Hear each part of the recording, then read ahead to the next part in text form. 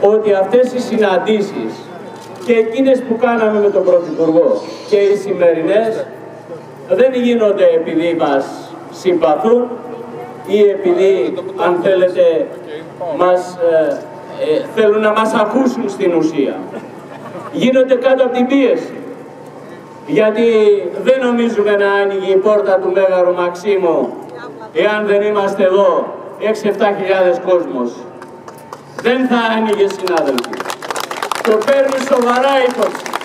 Το έχουν μετρήσει, ξέρουν ότι έχει κλείσει η Αθήνα, το υπολογίζουν και φυσικά ξέρουν ότι αυτό το κίνημα, αν δυναμώσει ακόμα περισσότερο μαζί με το εργατικό, ξέρουν ότι τίποτα δεν μπορεί να το σταματήσει και θα δοθούν λύσεις. Εμείς λοιπόν του είπαμε ότι δεν έχουμε να συζητήσουμε τίποτα. Έχουμε δώσει τα υπομνήματά μας. Έχουμε δώσει τις θέσεις μας. Έχουμε δώσει τα αιτήματά μας. Έχουμε συναντηθεί 2 φορές με τον κύριο Πρωθυπουργό.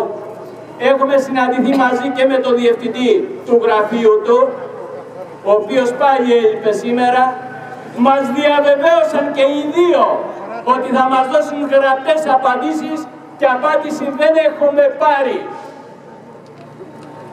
Αυτή τη συμπεριφορά λοιπόν την καταγγέλνουμε, εκφράζουμε τη διαμαρτυρία μας και την αγανάκτησή μας και τον καλούμε και με τη σημερινή μας συγκέντρωση και είναι απέτηση του συνταξιούχικού κόσμου να δώσει απάντηση και λύση στα προβλήματά μας. Αυτή είναι η απέτησή μας και είμαστε σε ετοιμότητα, συνάδελφοι. Σε ετοιμότητα αγωνιστική. Μπροστά μας έχουμε κινητοποιήσεις. Οι συνταξιούχοι θα δώσουν το παρόν τους δυναμικά και σε εκείνες. Δηλαδή στις 4, μεθαύριο για την ανεργία, στη 1 του Νοέμβρη. Και είμαστε σε ετοιμότητα, εάν δεν μας δώσουν, που δεν θα μας δώσουν απαντήσεις, θα βγούμε και θα διεκδικήσουμε μετά την 1η του Νοέμβρη αποφασιστικά, οργανωμένα, δυναμικά και μαζικά.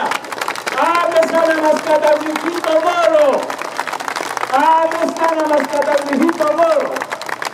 Και όλα τα άλλα επίγοντα προβλήματα που έχουμε θέσει, αλλά σε πρώτη φάση, σε αυτή την περίοδο, και έρχονται Χριστούγεννα, ο συνταξιούχικός κόσμος πρέπει να πάρει το δώρο του, που το πλήρωσε.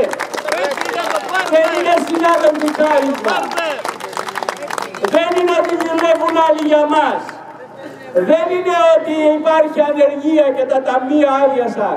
Τα ταμεία άδειασαν, είχαν γεμίσει από μας, τα άδειασαν για τους τραπεζίτες, για τους εφοπλιστές, κούρεψαν τα αποθεματικά που είναι δικά μας και τώρα μας ρίχνουν κυριολεκτικά στον Κεάδα.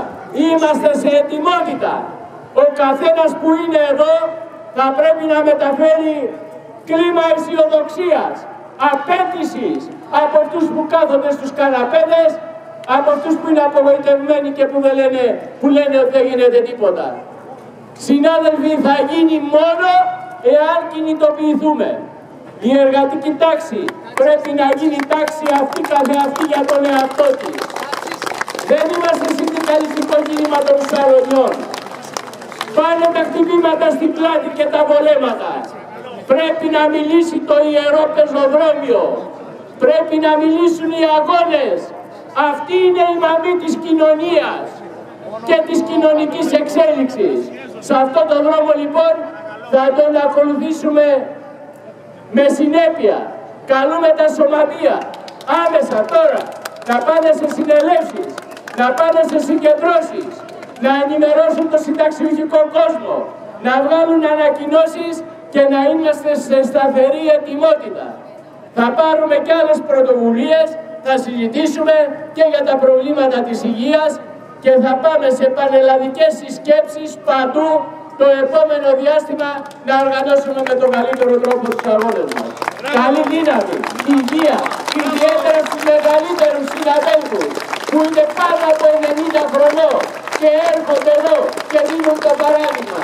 Και στους νεότερους, ακριβώς λοιπόν σε όλους εκείνους που είναι όρθιοι, δεν δεν έχουν σκύψει το κεφάλι.